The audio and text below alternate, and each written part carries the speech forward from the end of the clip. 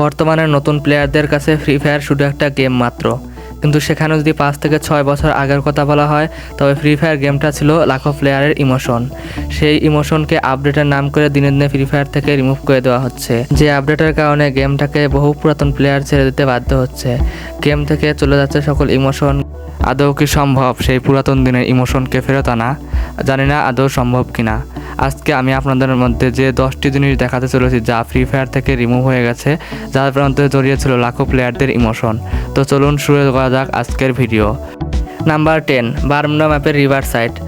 এটি হলো পুরাতন রিভার সাইড, যেখানে প্লেয়াররা ফিস্ট ফাইট করার জন্য নামতো।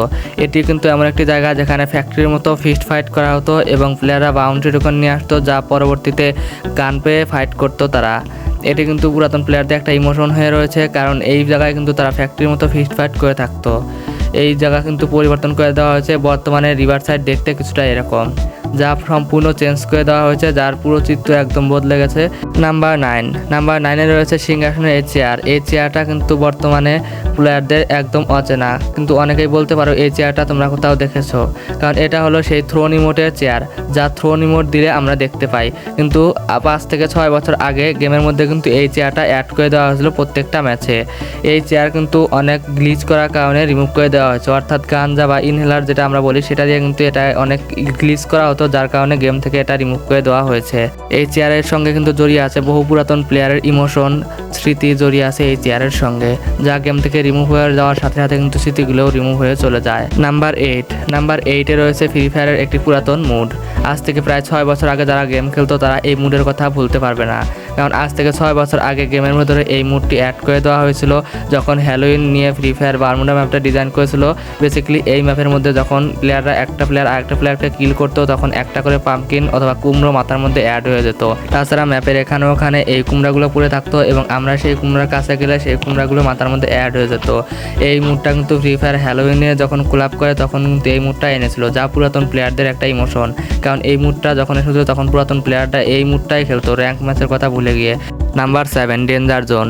এই ডেঞ্জার জোন সর্বপ্রথম গেমে অ্যাড করা হয়, তারপরে আবার গেম থেকে রিমুভ করে দেওয়া হয়, আবার গেমে অ্যাড করে দেওয়া হয়েছিল, কিন্তু বর্তমানে আবার গেম থেকে এই ডেঞ্জার জোনটি রিমুভ করে দেওয়া হয়েছে।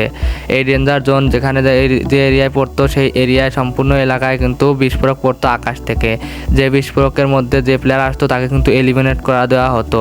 প্লেয়ারের যদি সম্পূর্ণ স্কোয়াড গাড়িতে থাকে তার মধ্যে যদি বিস্ফোরক পড়ে আকাশ থেকে সম্পূর্ণ স্কোয়াডকে কিন্তু ওয়াইপ আউট করে দেওয়া হতো। তো এই ডেঞ্জার জোন কিন্তু বর্তমানে গেম থেকে রিমুভ করে দেওয়া হয়েছে, যার সাথে জড়িয়ে ছিল পুরাতন প্লেয়ারদের ইমোশন। নাম্বার 6, কালহারি ম্যাপে ফাউন্ডেশন নামক এই জায়গায় ঘটা সব ভুতুরে ঘটনা। আজ থেকে 4 থেকে 5 বছর আগে যখন গেমে কালহারি ম্যাপ অ্যাড করা হয় তখন এই জায়গায় যে এই মূর্তিটা রয়েছে এই মূর্তিটার মুখ দিয়ে কিন্তু রক্ত পড়তো। এটি যদিও কাল্পনিক ঘটনা হিসেবে মেনে নেওয়া হতো, কিন্তু এমন এমন জায়গা ছিল যেখানে কিন্তু ফ্রি ফায়ার প্লেয়াররা যেতই না, কারণ এমন এমন জায়গা যেখানে ফায়ার করলে প্লেয়ারদের এলিমিনেট করে দেওয়া হতো। এই মূর্তির মুখে যদি ফায়ার করে তাহলে কিন্তু প্লেয়ারদের এলিমিনেট করে দেওয়া হতো সাথে সাথে। Number 5, no signal zone. গেমের মধ্যে এই নো সিগন্যাল জোন কিন্তু অ্যাড করা হয়েছিল, তারপরে কিন্তু সেটি রিমুভ করে দেওয়া হয়। অ্যাকচুয়ালি এই নো সিগন্যাল বেশিরভাগ ক্ষেত্রে ব্লু জোনে পড়তো, কারণ নো সিগন্যাল এমন জায়গায় পড়তো যেখানে বহুত এনিমি নামতো এবং এখানে ওখানে থেকে ফায়ার করতো, যার কারণে ম্যাপের মধ্যে চিহ্ন দেখাতে পারতো না। রেড ডট দেখাতে না পারার কারণে কিন্তু নো সিগন্যাল লেখা আসতো। যে এলাকায় সবচেয়ে বেশি এনিমি ফায়ারিং করতো সেখানে কিন্তু নো সিগন্যাল জোন চলে আসতো। এই নো সিগন্যাল জোন কিন্তু গেম থেকে রিমুভ করে দেওয়া হয়েছে। নাম্বার 4 রয়েছে আইস গান। এখন কিন্তু বর্তমানে আমাদের গেমের মধ্যে কভার নেওয়ার জন্য শুধুমাত্র গ্লুয়ালি ইউজ করা যায়, কিন্তু আজ থেকে 2-3 বছর আগে কিন্তু এই গেমে আইস গান ছিল। বর্তমানেও কিন্তু বিভিন্ন মিশনে বিভিন্ন রকম ইভেন্টে কিন্তু আইস গান ব্যাক দেওয়া হয়, কিন্তু পার্মানেন্টলি ব্যাক দেওয়া হয় না। এই আইস গান দিয়ে কিন্তু ফায়ার করার সাথে সাথে কিন্তু গ্লোয়াল বের হতো, যা কিছু দূর গিয়ে আবার থেমে যেত।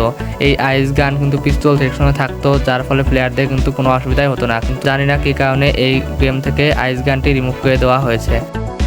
নাম্বার 3, ক্রসবো গান। গেমের মধ্যে একটা গান ছিল যার নাম ছিল ক্রসবো গান। এই ক্রসবো গান কিন্তু গেম থেকে রিমুভ করে দেওয়া হয়েছে। এই ক্রসবো গান ছিল অন্য সকল গান থেকে আলাদা, কারণ এই গান চালাতে হলে এই গানেরই এমন লাগতো। এই গানটা কিন্তু গেমের মধ্যে থেকে রিমুভ করে দেওয়া হয়েছে।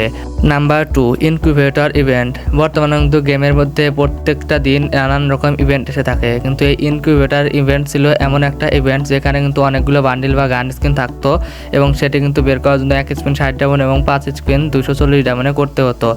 ইনকিউবেটরে স্পিন করলে কিন্তু আমাদের সরাসরি বান্ডিলে বা গান স্কিন দিয়ে দিত না। ইনকিউবেটরে গান স্কিন বা বান্ডিল নেওয়ার জন্য আমাদের সর্বপ্রথম স্টোন এবং ব্লুপ্রিন্ট বের করতে হতো এবং সেইগুলো দিয়ে বান্ডিলগুলো এক্সচেঞ্জ করে নিতে হতো।